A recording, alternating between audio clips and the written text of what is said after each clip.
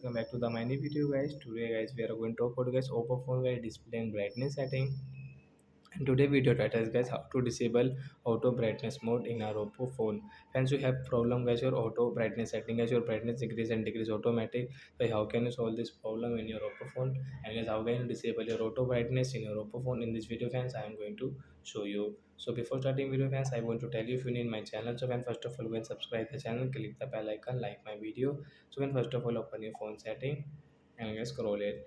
Hence you can see display and brightness setting. So can tap here, and guys you can see guys your auto brightness mode setting. And guys right side guys you can see this icon, blue icon, and guys and yellow icon. So when you will have to tap on this icon, so your auto brightness will disable, and guys your brightness will not decrease and increase.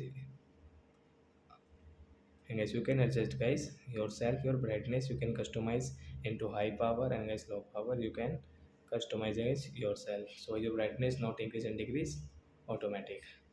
So I hope friends you have understood how to disable and guys how to off auto brightness, and guys how to solve brightness setting in our oppo phone. So that's it guys, thanks for watching the video. Bye friends.